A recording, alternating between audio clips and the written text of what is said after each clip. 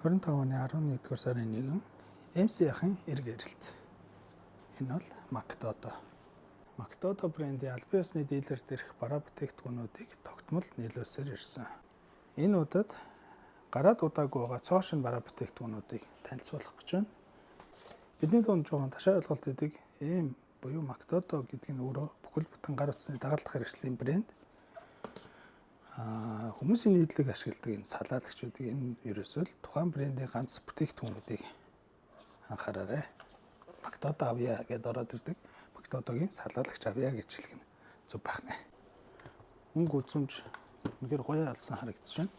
Шинээр гарсан бараа бүтээгдэхүүнүүд ямар шинжилгээг оруулж ирсэн бэ гэдгийг харъя, хамтдаа танилцъя. За зүүн талаас эхнээс нь танилцуул авч. Энэ хэсэг дээр машины дагалдах хэрэгслүүд байна. Хамгийн ихнийх нь болохоор Magnetic Car Holder. Өмнө энэ Basis брендийнхыг танилцуулж байсан тийм ээ. Нуглардаг bendable буюу нуглардаг энэ үнэн флекс загвар. Дээрэс нь урд дээрээс хоронцтой.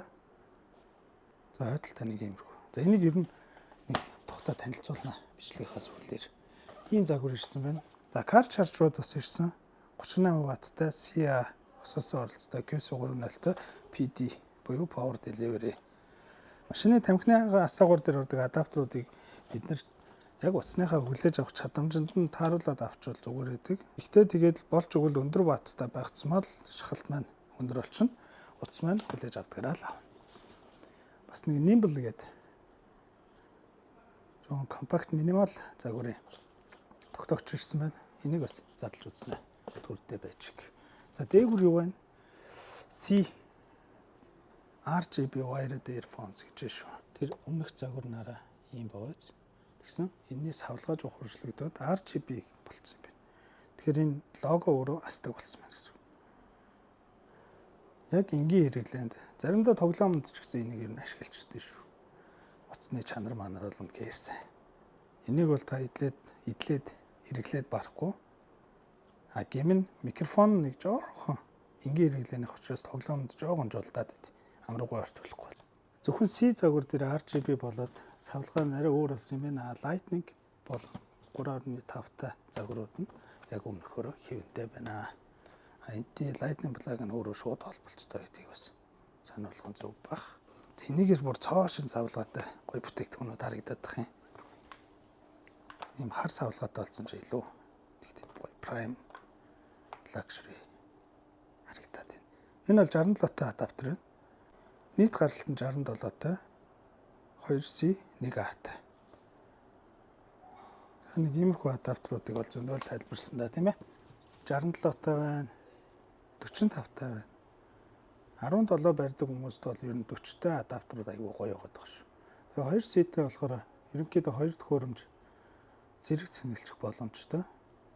40 ватт нь 20-20 хуваагдчихараа. За энэний нөгөө нэг евро болон Chinese стандарт гэдэг plug буюу залгуурныхын стандарт бас өөр болчихж байгаа. Энэ дээр бас нэг танилцуулах бараа байгаа. Тэрийг дараа нь дурсъя. 45-таа ингээд цагаан.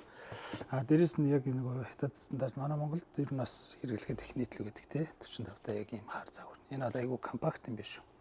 Single C, ганцхан C оролттой. За энийг triangle гэдэг утас тогтоогч байна. За энийг задлж үзсэн. Globe Power сайн миний яриад байгаа travel adapter kit энийг бас танилцуулна. За энийгээр кабелнууд ирсэн байна. Додогийн кабелнууд бас янз нь шүү дээ. Материал хийц чанар үнийн хувьд боломжийн үндэ баймаргүй чанартай бүтээгдэхүүнүүдтэй гэж дүгнэдэг. Энэ болохоор C-гээс R кабел байна. Энэ загварын кабелны материал нь өөрөө энэ Acrylic-тай Powerline загвартай нэлээд төстэй харагдаж байна. Тэгсэн ирнэ айгүй өндөр data transfer хурцтай ватт дамжуулах чадамж нь 100 ватт 6А дэмждэг. Тэгээд үзүүр дээр LED индикатортай. Энэ болохоор манайхан барыг ихийг нь авч ирсэн да тий C-гээс C бүрээсэн кабелтай. Одоо энэ өмнө зарагдчихсан энэ байна. Энэ маань өөрөө 1.5 та ирсэн. Яг дундын урттай гэсэн үг. 1 метр жоохон богиндоод 2 метр болохоор арай урттай байдаг шүү дээ. Тэгэхээр 1.5 та кабел бол ер нь бол nice шүү дээ. За тэгэхээр энэний дамжуулах чадамж нь 65 ватттай PD charge-а дамжуулна. Арай сайжруулсан загвар нь арай үнэтэй загвар гэсэн.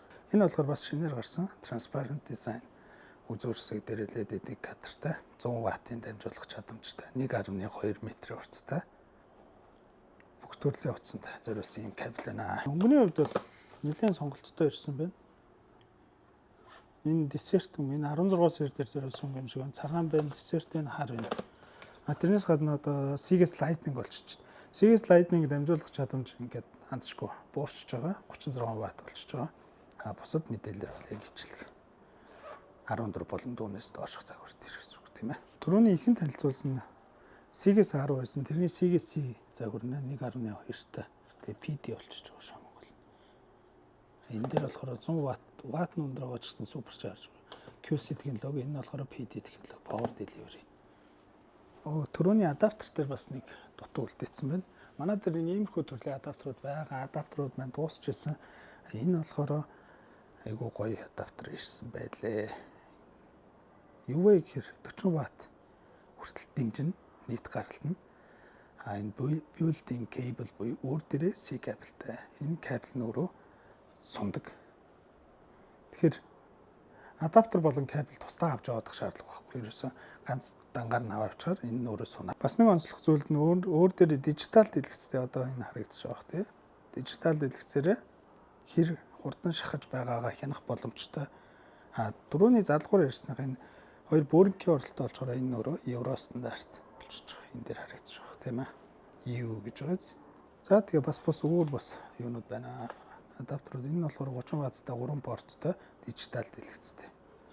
30 ватт гэхдээ 3 авах бол ер нь бол тийм шүү. Энэ донд танилцуулах шаардлагагүй ганцхан бараг шиг энэ Lightning Dodo CA66340 гэх загвар. Чихвч нь энэ доороо бөөрөнгийн оролттой. Тэгээ Lightning гэсэн хэлэгчтэй. Энийний тайлбар илүүцэх хаа. Энийгээр донгл гэнэ конвертер хувиргагч байна. Seagate 3.5. Манайхан зарим нэг дан хувиргагч ашиглаад байдаг те салаалагч ашигладаг. Өөрөөхөө зэнгээр тоглолцдог. Эдгээрийн дугарлалтын чанар манаар дамжуулах чадамж бол супер шүү. Сүүл гарсан байсан DAC чиптэй Lightning-аас 3.5 дамжуулах хувиргагч байна. Энд нэг шинэ бүтээгдэхүүн байгаа. Энэ арай. Хүмүүс Lightning Dodo-той адилхан C Dodo байна уу гэж асуугаад байдаг. Тэрийг энэ Dodo-г үйлдвэрлэгч нар маань сонссон юм болов уу? Яасан юм бол? Тэрэнд яг ажил хийцэн байлээ. Сая шинээр гарсан 60 ватт хүртэл дэмжлэг энийг задлаад үзнэ. Түрүүн дурдсан нөгөө задлж үзье гэд байсан бараа бүтээгдэхүүнүүдээ энд бэлдээ тавьчлаа. Хамгийн ихэнд Magigo гэж унших юм болоо. Машины утас тогтоогч. За энэ дотор дагалдах хэрэгслүүд нь байна. Юу дагалдаж ирж байна. Нэмэлт соронзон суур болон хамгаалтын наалтууд байна. Суурин дээрх наалтууд гэсэн. За энэ бол үнэхээр гоё болчихжээ. Яг юу нь гоё ясныг нь харуулъя. Доод хэсгээр иргэдэг суурьтай болцсон байна. Нааш цааш үссэн төвшөндөө авчин. Дээрээс нь суурьа өөрөө энэ дээрээ төгжээгээрээ салгадаг юм байна. Одоо ингээд авахдахгүй доош олгоод салчихна. Энэ бол дэндүү бүр универсал талдаа ороод. Тэгээд түрүүн өмнөхдөрөөс анкрын нэг юм зэнэлшээ танилцуулсан тий. Тэрний даваа тал эндээсээ энэ хэсгээр ингээд хүснээр нугаларна. Тэгэхээр таны биш ямар салаатай байсан. Ер нь бол хаана байршуулж болно. Энийг хүссэн гадаргуу дээр нь аачих боломжтой нэлээд наалт сайтай.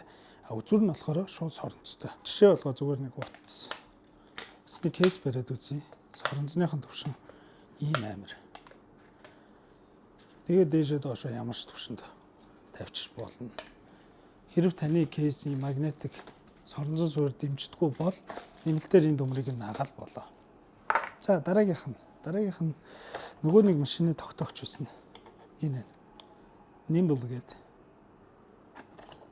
Хойдсын зургийг харуулъя. Түрүүнийхээ бас тогтоосон байдлын зургуудыг тогтоо харуулъя. Жишээлбэл таних юм дэлгэцтэй голдоо том дэлгэцтэй бол бүтэн нухлаад наалтанд тавьчихуулж чинь, парны дээрээс тавьчихуулж чинь, толныхоо араас унжуулчихуулж чинь. Ер нь бол өстой хаана бол хаан тавих боломжтой юм байна.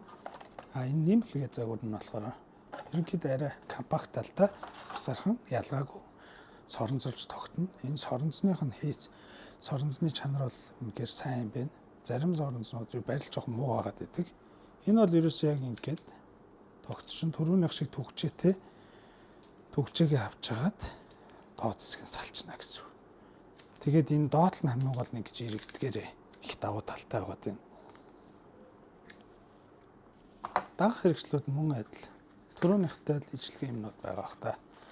Нэг удаа энэ запас нь алтна байна, соронзон цагирган байна. За дараагийн бүтээгдэхүүн энэ бол Globe Power буюу 25 ваттын гаралттай. Гадагшаа дотгошоо их явдаг, олон улсаар аялдаг ч юм уу тэ ажлын ийм адаптер байна. Энэ бол үнэхээр universal гэж шүү. Юугаараа universal гэхээр 25 ваттын хүчин чадалтай. Тэгэхээр энэ маань өөрөө хувиргагч гэсэн үг. За энийг задлаад харуулчих. Жохон буруу задлчих шиг боллоо доо. Ингээд тайлбарлаж бүр амар баг. Юу вэ гэхээр энэ маань өөрөө бүх улсын стандартад нийцсэн залгуурны толгойг өөр дээрээ шингээж өгсөн байна. Зүүн талаас нь ингээд бүх толгоогоо гаргаад ирнэ. Энэ толгой нь өөрөө энаараа ингэж хөдөлдөг толгойтой. Гарсан толгоогоо энэ дээрээс түгжээтэй. Энийг дарж байгаа түлхэгч. Бас нэг даваа тал нь өөр дээрээ 2C оролцдог. 25 ваттын гаралттай энэ талдаа нэг хаатай.